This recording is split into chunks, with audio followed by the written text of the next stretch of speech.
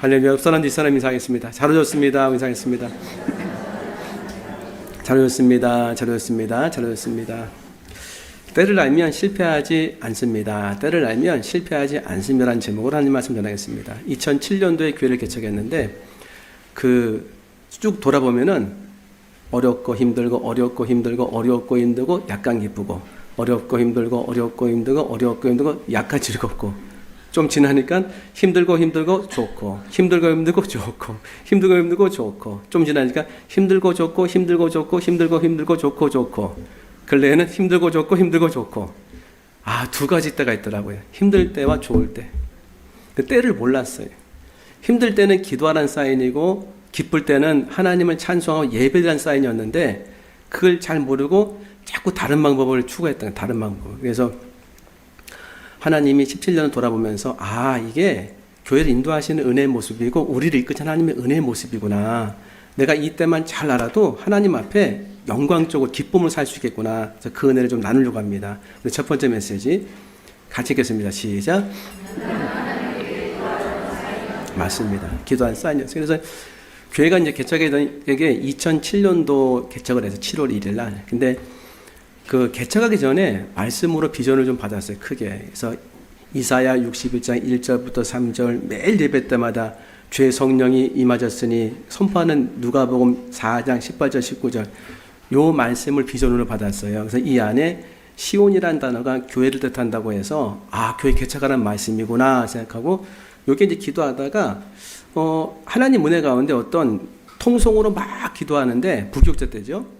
5개 원이 이렇게 보여지는 거예요. 그래서 5개 원이 뭔가를 봤더니 그 5개 원이 이 이사야 61장 1절부터 3절의 말씀의 하나의 모델이더라고요. 그래서 마음이 상한 자, 포로되고 갇힌 자들을 예배를 불러서 하나님의 성령을 통해서 변화되고 치료되고 회복되게 한 다음에 하나님의 영광의 사람으로 말씀을 통해서 세워지는 것이 내가 이 땅의 교회를 디자인한 모습이다. 이렇게 영광의 사람으로 세워졌으면 다시 예배를 통해서 힘을 얻고 본래 자신들이 있었던 마음이 상하고 포로되고 갇힌 자들에게 찾아가는 것이 내가 이 땅의 교회를 디자인한 모습이다. 그래서 이게 여기다 이제 교파에다 만들어놨어요. 그래서 이 5가지 원을 보니까 이렇게 올라가는 거예요. 동그란 거 2개, 가운데 하나, 머리 하나, 다리 하나. 예수님의 모습을 이렇게 연상하더라고요. 그래서 우리 교회는 마음이 상하고 포로되고 갇힌 자들을 찾아가는 예수님의 손가발이 되는 교회가 되려고 하시는 거구나. 그리고 그들을 불러서 예수님의 가슴을 닮아가는 그런 치료의 예배, 예수님의 이 예배의 가슴, 이걸 닮아가는 치유의 예배를 드리라는 교회가 되려고 하시는 거구나. 그 다음에 영광의 사람이 되는 것은 말씀으로 언제 어디서나 영광을 돌릴 수 있도록 말씀으로 예수님 머리를 닮아가는 사람이 되라고 하시는 거구나. 그렇게 비전을 받았어요. 출발하기 전에. 18년 전에. 그러니 그 어린 부목사가 그걸 딱 받으니까 너무 비전이 뜨겁고 이거 참 놀라운 거다. 교회론을 막 주시고 환상을 주시고 비전 주시구나. 하기만 하면 잘 되는구나. 그래서 교회 자리를 봤어요. 이게 4주 정도에서 일주일에 한 번 올라와서. 근데 하나님 은혜 주셔서 마지막에 내가 너를 위해 준비한 장소가 있다. 세미한 음성을 주시더라고요.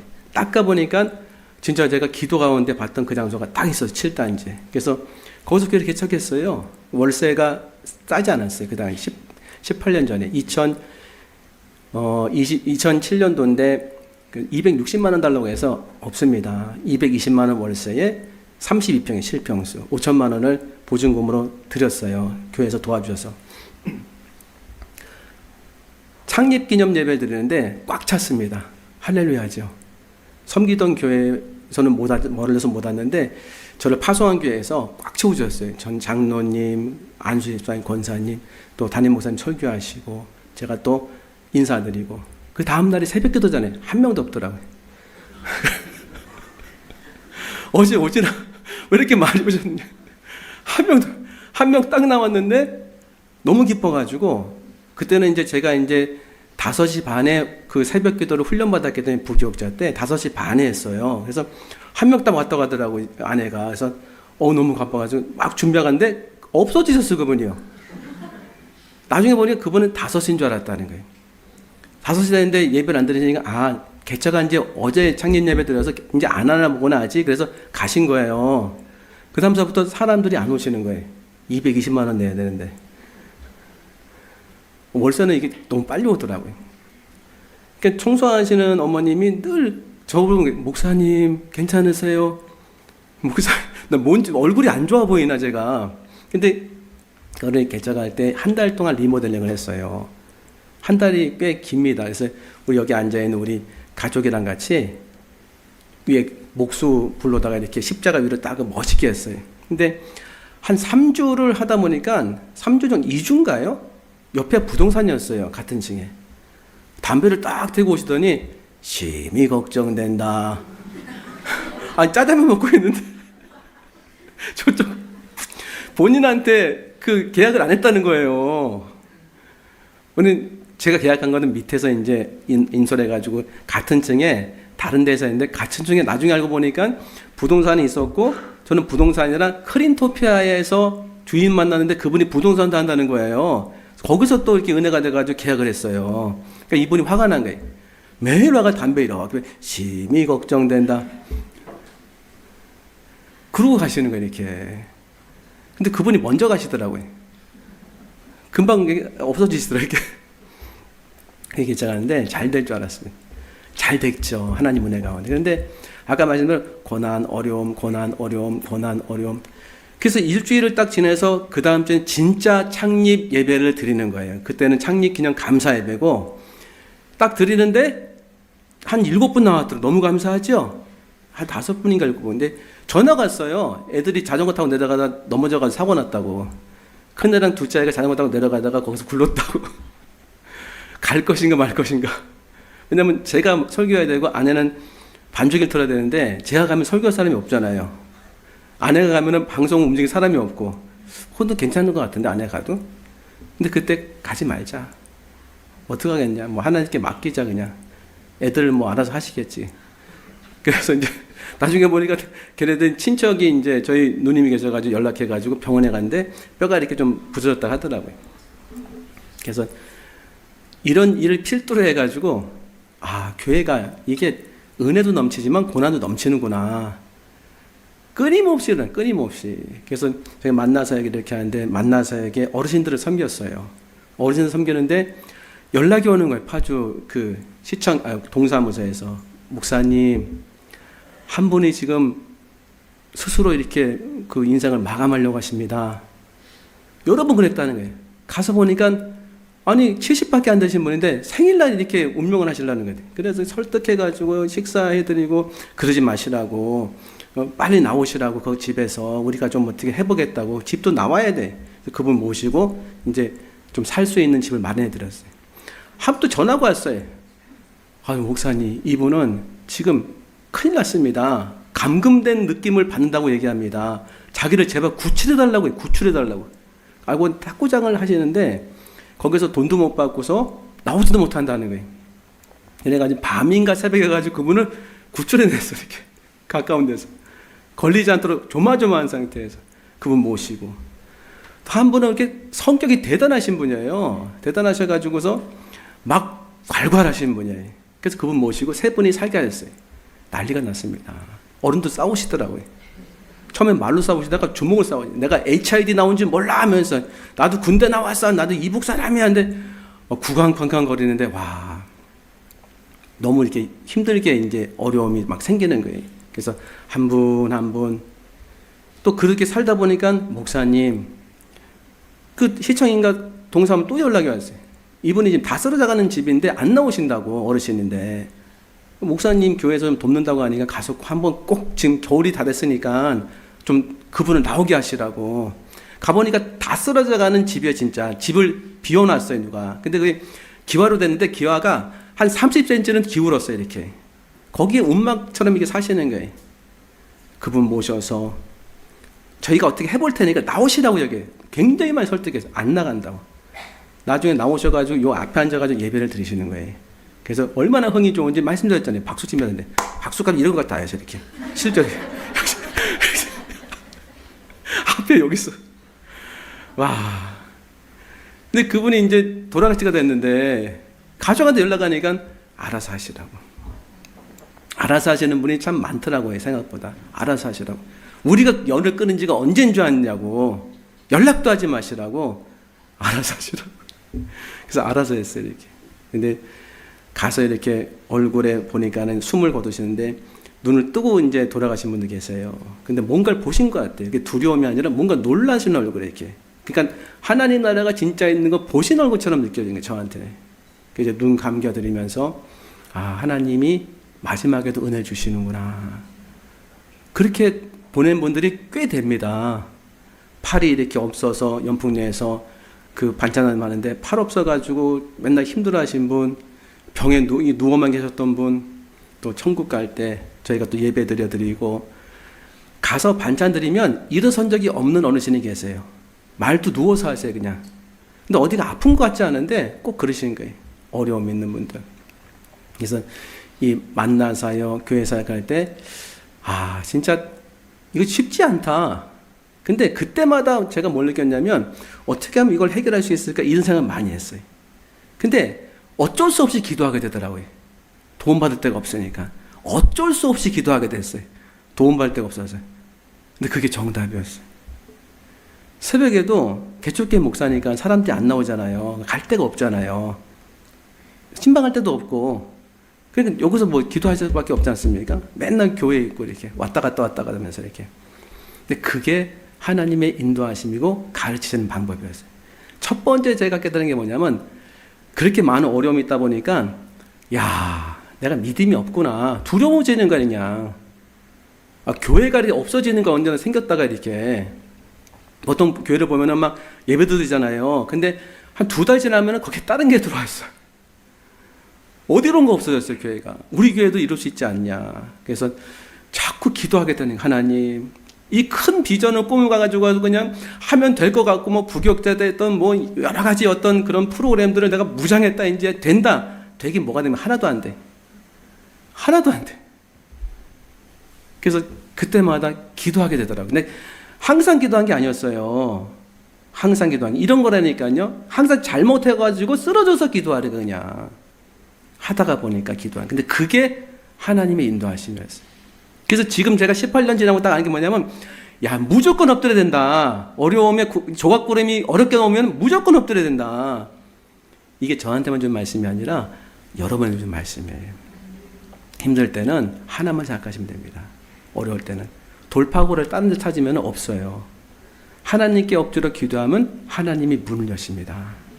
그게 기본이더라고요. 이 1번입니다. 그래서 근래 들어서는 너는 내게 부르짖으라. 내가 내게 응답하겠고 내가 알지 못하는 크고 은밀한 일을 내게 보이리라. 말씀하셨죠? 이 기도를 주님 원하시는 거예요. 하나님 비전을 주셨어요. 18년 되니까요. 그게 뭐냐면 항상 그런 은혜는 있었어요. 저희가 나눔 사역은 잘하잖아요, 지금요. 죄송합니다, 하나님. 나눔 사역 그냥 합니다. 하나님 우리도 하죠, 이렇게. 하는데 곧 열심히 하잖아요, 18년 동안. 그 다음에 말씀 사역도 하지요. 근데 예배 사역도 하지요. 근데 예배 때 우리는 무슨 예배가 나타나야 되면 마음이 상하고 포로되고 갇힌 자들을 불러서 교회를 세우셨기 때문에 또 하나님의 성령을 통해서 변화되고 치료되고 회복되는 은혜를 주신 교회이기 때문에 이게 나타나야 돼. 나타났겠죠. 근데 저의 소망은 속으로 나타나는 것도 좋아해. 겉으로 나타나는 거. 진짜 예수님의 이름의 능력으로 질병이 치료되고 아픈 자가 다시 회복되어지고 이 정신이 온전해지고 영혼의 결박 풀어지는 거. 근데 하나님 그 은혜를 주시더라고요. 이번 주 말씀이 뭐지요? 너희가 기도할 때 믿고 구하는 것은 무엇인지 다 받으리라 그랬죠? 무엇인지 믿고 구하는 다 받으리라. 근데 그 핵심적인 메시지 뭐냐면 그걸 계속 읊조리다 보니까 받는 애 뭐냐면 믿고 구하는 다 받으리라. 믿고 구하는 다 받으리라. 근데 믿고 구하는 게 뭘까? 믿어지는 거였어요. 저 같은 경우에는. 믿어지는 것을 은혜를 주셔서 이렇게 믿어지는 것을 구하라. 너에게 주실 것이다. 그래서 그런 은혜가 있다는 걸 말씀드리고 두 번째 같이 한번 읽겠습니다. 시작. 잘 될 때는 하나님만 찬송해야 한다. 근데 돌아보면은 처음에는 한 9대1로 고난이 많았어요. 좀 지나고 나니까는 8대2, 7대3, 6대4, 5대5. 그 다음 1대 8, 2대 8 바뀌는 게 물리적인 숫자로 바뀌는 게 아니라 고난이 10개 있어도 은혜가 한번 딱 임하면은 나머지 고난은 싹 없어지더라고요. 이뤄내 주시더라니까요. 그러니까 내가 어디 아파도 마음에 성령의 은혜가 있으면 아무것도 아니죠. 아무것도 아닙니다. 그런애 주시더라니까요. 그래서 그런애 받고서 목회한 거예요. 그러니까 고난이 여기저기서 있고 어려움이 있어도 저만 어렵겠습니까? 목회자가 어려우면은 장로님도 어려우시다. 권사님도 어려우시다. 그지요? 집사님도 어려우시다. 성도님은 그냥 있다가 가신다. 무서워서. 이럴 수 있잖아요. 그러니까 다 어렵단 말이에요. 근데 한 번 은혜를 받으면 싹 없어지는 거예요. 제가 잘못 생각했었어요. 이 실수는 절대 하지 마셔야 돼요. 그게 뭐냐면 재정이 하나님 은혜 가운데 제법 그래도 이렇게 막 남아가지고 쌓아놓지 못해도 나가는 게 워낙 많으니까 마이너스 된 적은 없었어요. 그래서 한 10년, 한 7, 8년 지나고 10년 지나니까는 뭐 교회도 옮겨지고 막 하다 보니까는 마음에 뭐 여유가 생기는 거예요. 후배가 와가지고 그런 거예요. 어우, 선배님, 교회가 막 부흥한다는 소식이 들립니다. 속으로. 아, 인지 알았냐? 속으로. 근데 진짜 얘기를 했어요. 야, 너 언제든지 와. 내가 이 정도 밥은 사줄 수 있어. 제가 무리해서 밥 사줬어요. 진짜 무리해서. 저도 못 먹는 거. 이 정도 밥은 사줄 수 있어. 그렇게 하고 싶더라니까요. 근데 저도 모르게 몇 번을 그러는 거예요. 하나님이 한두 번은 봐주셨나 봐요. 세네 번은 이렇게 사는 거예요. 이렇게 교회가 하나님 은혜 가운데 세워진 것은 하나님이 은혜 주셨지만 나도 잘한 거야. 아멘 하시면 안 돼요. 나도 잘한 거야. 근데 이게 앞뒤르기 시작했어요. 나도 모르게. 내가 그래도 열심히 새벽기도도 하고 뭐 하나님 앞에 성실로 했기 때문에 하나님이 그래도 은혜 주신 거 아니냐. 근데 그게 좀 지나치기 시작했어요. 근데 그 시점서부터 교회 재정이 어려워졌어요. 저만 느끼는 거야, 저만. 교회 재정이 제가 바로 느껴졌어요. 하나님 앞에 내가 교만했구나. 히스기야 왕이 병에 걸려가지고 죽는다고 이사야 선지자가 전했을 때에 히스기야 왕에게 하나님이 너를 살리겠다고 했어요. 너의 눈물을 보았고 너의 기도를 들었다. 3일 후에 내가 성전에 올라가서 예배드릴 것이다. 15년 더 살 것이다. 히스기야는 어떻게 할 수 있습니까? 해가 멈출 것이다. 멈췄어요. 15년 더 살았습니다. 15년 더 사는 그런 해가 멈추는 기적이 나타난 그때에 외국에서 사진이 와가지고 병문안을 왔어요. 이 바벨론 왕이 예물을 갖고. 그런데 히스기야가 생각을 잘못했어요. 이렇게 써야 돼. 왕이요, 회복돼서 너무 축하드립니다 할 때 하나님께 영광 돌립니다. 예를 들면 하나님이 하셨습니다 했는데 갑자기 그런 말이 하나도 안 하고 자기 갖고 있는 보물을 다 보여줬어요. 왕궁 안에 있는 보물과 이 군사력과 성전 안에 있는 이 보물을 다 보여줬어요. 이건 뭐냐면 하나님께 영광 돌리는 것이 아니라 내가 이 정도를 갖고 있고 이 정도 능력이 있고 이 정도 군사력과 이 정도 지지를 받고 있다는 것을 봐라. 우리가 바벨론과 이제 외교할 수 있는 수준이 됐다. 마치 자신이 이끈 것처럼. 그때 하나님 그래서 이사야 선지자를 통해서 내가 보인 것을 다 뺏길 것이다. 그래서 제가 그때 안겠습니다. 자랑하면 안 된다. 자랑하면 없어진다. 자랑하면 없어지기 시작한 거예요. 제일 힘들 때 있죠? 있죠? 여기 요 코로나. 진짜 힘들죠. 왜 힘드냐면 그나마 그래도 재정은 유지가 됐는데 아니 성도님이 나와야 기쁨으로 예배를 드리죠. 맨날 핸드폰 갖고서 예배 드렸다니까요. 그때부터 핸드폰 단자가 씨름했나 봐요. 이렇게 맨날 핸드폰 여기 놓고서 주일 예배, 월요일 새벽 예배 나라에서 드리지 말라고 했죠. 물론 이렇게 거기서 반발해서 드린 교회도 있어요. 근데 저희는 했어요. 지켜서. 하나님께서 기쁨을 주실 때 원할 것은 뭐냐면 너희가 고난받느냐? 기도할 것이요. 즐거워한 자는 찬송하지이다. 즐거울 때 주님은 내 입술을 통해서 자랑하는 것이요. 나를 높이는 것이 아니라 찬양하기를 원하셨던 것 같아요. 제가 그걸 몰랐어요. 왜 우리를 새벽 예배를 이렇게 열심히 드리게 하셨는가? 마음을 다해서 주님을 찬양하는 은혜를 하나님 받기 원하시고 우리가 하나님을 진정으로 찬양하는 사람을 세워지기 원하셨던 거예요. 하나님 맨날 찬양받기 원하시는가? 아니요, 나 때문에 그런 거예요. 내가 하나님을 진심으로 찬양하고 예배는 내가 완전히 새로운 사람이 되는 거예요. 내가 내 속 사람이 염려하고 걱정하고 슬픔에 쌓였을 때 하나님을 경배하고 찬양하기 시작하면은 다 해소가 됩니다. 다 은혜로 이 모든 슬픔이 없어져요. 그러니까 우리가 세상의 어떤 능력으로 해결할 수 없는 것이 하나님 앞에 예배드리면 소멸된다는 걸 주님이 아시는 거예요. 찬양하라는 것은 예배하라는 거더라고요. 그래서 그 다음부터는 열심히 예배를 드려요. 그리고 절대 자랑하지 않겠다는 게 각인이 딱 돼 있어요. 아, 내가 자랑하기 시작하면 나도 모르게 나는 교만해져서 나를 높이는 존재구나. 그 순간 하나님의 사랑하기 때문에, 나를 사랑하기 때문에 나를 보호하시기 위해서 내가 그토록 자랑하는 것을 없앨 수 있구나. 진짜입니다. 그래서 제가 이렇게 성도님도 등록하면은 제일 기뻐요. 그죠? 가시면 제일 슬퍼요. 가지 마시기 바랍니다. 근데 한 번 등록할 때 마음에 그렇게 주의 깊게 봅니다. 너무 귀하고 너무 귀하고 너무 귀하고. 그런데 내가 지나치게 의존하면요, 제가 지나치게 이렇게 의지하면 주님이 그분을 옮기시더라고요. 제가 그걸 알았어요. 하나님을 1번으로 사랑하고 성도님들이 2번으로 사랑해야 돼요. 성도님은 사랑하고 하나님을 의지해야 되더라고요.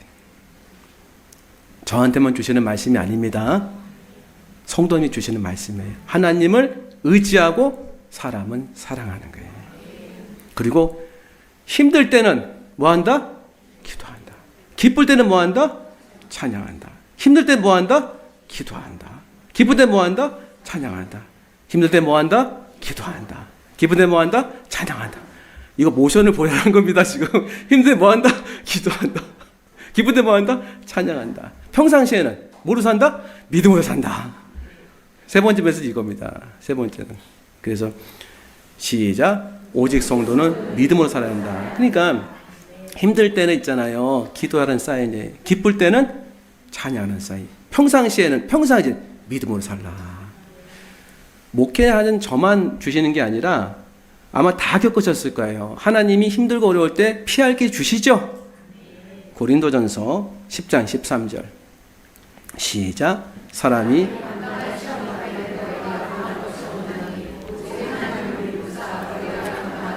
시험당하면 허락하지 아니하시고 시험당할 즈음에 또한 피할 길을 내사 너희로 능히 감당하게 하시니라. 아멘. 진짜 머리가 혼미해질 정도로다가 깜짝 놀랄 만한 어려움이 있었어요. 그래서 첫 번째가 한 어린아이가 7단지에 있을 때에 7단지 교회 처음 개척한 장소거든요. 같이 살았는데 이 아이가 좀 마음이 힘들었는지 교회를 다 파악했더라고요. 같이 살다 보니까. 그래서 여기 옆에는 사무실, 목양실 다 한 평씩이에요. 한 평씩. 여기는 그냥 마룻바다. 그 밑에는 부엌 한 0.5평. 헌금을 다 몽땅 가져가지고 이렇게 도망가 버렸어요. 그래서 경찰이 출동해서 몰라가 처음에. 걔가 다 가져갔어요. 근데 아이는 아이였더라고요. 그걸 다 버리고 갔어요. 그걸 다 주웠어요. 깜짝 놀랐을 그때요. 와, 다 찾았죠? 피할 길 주셨습니다. 너무 놀랐어요. 그 아이도 다시 와가지고 또 회개하고. 근데 그 다음에 헌금함대로 가져갔어, 그 아이가. 또 와서 회개하고. 그때마다 피할 길을 주셨어요. 그것뿐만 아니라 어르신이 이렇게 섬기다가 어르신이 참 너무 슬픈 얘기지만 너무 잘 섬기고 참 좋았던 분인데 어느 날 경찰서에 연락이 왔어요. 목사님 이분 아십니까? 아는데 어떻게 되는 겁니까? 경찰서 오시라고. 그러니까 스스로 운명을 끊으신 거예요. 너무 저는 개인적으로 괴롭더라고요. 개인적으로. 하나님이 인도하시겠지만 절망이었어요. 그때. 근데 하나님이 또 피할 길과 마음의 은혜를 주시더라고요. 이런 일을 필두로 해가지고 한 10년 지나니까 움직일 수가 없는 거예요. 너무 힘들어서. 근데 몰랐어요, 그걸요. 혈압은 165를 평균 유지했어요. 근데 그것보다 더 힘든 게 여기 뇌압이 있어가지고 머리가 아파가지고 힘든 거예요, 이렇게. 가족력이 당뇨인데 당뇨도 오는 것 같아요, 느낌상. 그래서 하나님께서 은혜를 주셔야 되지만 너무 힘든 거예요. 이렇게 하루하루가 괴로운 거예요. 근데 전도사님 오셔가지고 운동을 같이 주셨어요. 그래서 운동을 했어요. 운동 때문에 하나님 은혜로 운동한 거죠. 그 병에 걸리진 않았어요. 피할 길 주셨어요. 그러다가 운동하다가 한 목사님 만났어요. 한 4년 전에. 이거 목사님 그러는 거예요. 목회가 행복해야 되지 않냐고. 진짜 그러시냐고. 그래서 그 교회 갔다니까요. 1시간 10분 정도 강의하시는데 진짜 행복한 목회하시면, 어려운 교회였어요. 행복한 목회하시면서 저한테 말씀 읍조리나 하가들 알려주셨어요. 예수님 말씀하신 거 아니에요. 사람이 떡으로만 사는 게 아니고 하나님 말씀을 살자고 말씀하지 않으셨느냐. 그리고 하나님의 말씀이 우리를 살리지 않겠느냐. 본인은 겪었다는 거예요. 목사님 제가 심정 자한다고. 저보다 나이는 몇 살 어렸어요. 자신 다 겪고 이게 같이 겪는 거죠. 제가 목회는 더 훨씬 빨리 했으니까. 말씀 읊조리는 게 살아나는 길이라고 하시더라고요. 그래서 사람이 밥을 먹어 몸이 회복되는 것처럼 입으로, 말씀을 입으로 읊조리면 영이 회복됩니다. 목사님 하시면은 목사님 맞을 할 수 있을 것 같습니다. 될 것 같습니다. 좋은 일이 나고 기적이 날 것 같습니다. 그거 붙잡을 게 그거밖에 없고 그게 들리더라니까요. 그래서 그 다음부터 했어요. 3개월 하니까 마음이 소생되고, 6개월 하니까 비전이 생기고, 그래서 영상도 찍고, 그리고 하나님 은혜 가운데 뭐 책도 나오게 돼가지고 교회가 성장한 거예요. 최고 인생길에 저 같은 경우는 피할 길이 하나님 말씀 읊조리는 거였어요. 저만 그런 것 같지 않아요. 그래서 평상시에 내가 뭘로 살아야 되는가? 사람이 힘들고 어려울 때 극복하는 방법이 있어야 되잖아요. 다 여기서 막히잖아요. 병목정상처럼 모든 사람이 같은 지점에서 어려워하더라고요. 근데 모든 사람이 같은 지점에 어려워하는데 다 그것을 거기서 주저앉는 건 아니에요. 어떤 사람은 통과한다니까요. 그 어떤 한 사람이 되지 않겠습니까? 그 한 사람은요, 통과하는 방법을 알았던 거예요. 통과하는 은혜도 있었고. 사람마다 다 힘들어요. 다 힘든데 그 가운데 그 고난을 극복하는 그런 경험이 분명히 있어요. 그분에게는. 제가 알고 있는 어떤 목사님도 저랑 나이는 동갑이에요. 이분은 중형교회 가졌습니다. 지방에. 근데 굉장히 오래된 교회예요. 교회 규모도 있는데 아주 강인한 교회고 보수적인 교회입니다. 교회를 개척하다가 이 목사님이 쓰러졌어요. 쓰러져가지고 중리산이 그런 정도가 이 뇌졸중 같은 게 오셨어요. 최선을 다했는데 할 수 있는 게 없는 거예요. 그 다음서부터 다시 일어나는 은혜를 받으셔서 교회를 자신이 하나님 은혜 가운데 이끌 때 전혀 다른 마음으로 죽으면 죽으리라 해서 그 교회가 굉장히 놀라운 교회가 됐어요. 그러니까 모든 걸 다 걸라고 너무 힘들잖아요. 근데 이건 갖고 있어야 돼요. 내가 어렵고 힘들어도 분명히 이것을 이길 수 있는 은혜를 하나님이 주신다. 내가 포기하지 않고 믿음으로 가기만 하면 하나님이 분명히 길을 여시고 은혜를 주실 것이다. 한번 해봐야 되겠다. 이게 필요한 거예요. 한번 해보셔야 돼요. 한번 해보면 2번이 됩니다. 2번 하면 3번이 돼서 지금 믿음의 사람만 그런 세상에서 족적을 일으킨 사람 보세요. 그게 장사든지 교육이든지 사업이든지 그냥 된 게 하나도 아닙니다. 다 그냥 된 거 하나도 없어요. 다 그런 위기 가운데 고난을 극복한 거예요. 위기 가운데 다 포기하고 싶은 상황 속에서도 하나님 의지하고 나간 거죠. 이 부분이 필요하더라고요. 그래서 평상시에 우리가 믿음으로 사는 게 뭐냐면, 오직 우리가 믿음으로 살 때 제일 좋은 믿음은요, 하나님 말씀을 붙잡고 살아가기 시작하면, 하나님 말씀은 우리 같은 경우에 지금 다 하지 않습니까? 일주일에 한 말씀을 갖고 쭉 살잖아요. 그러면 그 말씀이 영의 양식이 되고 내 인생의 지침이 되죠. 그 다음에 그 말씀 만나죠. 그 말씀 만난다는 것은 그 말씀을 통해 하나님과 영적 교제가 생기는 거예요. 그러면 그 지점서부터 내 인생의 고난을 뛰어넘는 은혜를 받게 되는 거예요. 매주 겪을 수 있습니다. 이번 주 받은 은혜 말씀드렸지 않습니까? 무엇인지 믿고 구한 것은 다 받으리라. 그거 계속 읊조리니까 하나님 은혜 주셨어요. 그게 뭔가 봤더니 저한테는 너 믿어지는 거 있지 않냐? 있습니다, 주님. 18주년 준비하면서 제가 하나님 앞에 기도하고 말씀 읊조리니까 자꾸 뜨거운 마음 주십니다. 금요기도 때도 저도 모르게 치유를 선포하게 되고 하나님의 강력한 역사 나타날 것을 믿어서 그 믿음으로 막 얘기하기 시작했습니다. 그걸 구하거라. 우리 교회가 이제 이렇게 나갈 거예요. 금요 기도를 출발해서, 금요 성령 기도회를 출발해서 21세기지만 가장 건강하고 가장 하나님이 기뻐하시는 치유의 역사가 일어나는 교회. 육신의 질병이 치료되고 마음의 괴로움이 회복되어지고 특별히 정신이 하나님 은혜 가운데 살아나고, 그리고 영혼의 묶임들, 중독들이 다 풀어지는 교회. 이런 교회를 주님이 세우시더라고요. 교회 개척하면서 이런 끊임없이 하나님 보내주신 그런 사람들이었습니다. 마음이 상하고 포로되고 갇힌 분들이었어요. 저도 그 가운데 한 명이었습니다. 여러분도 그 가운데 한 분이 되실 거예요. 주님이 풀어주시려고 디자인교회 만나게 하신 겁니다. 그 아픔을 누구보다도 하나님은 잘 알고 계십니다. 저도 압니다.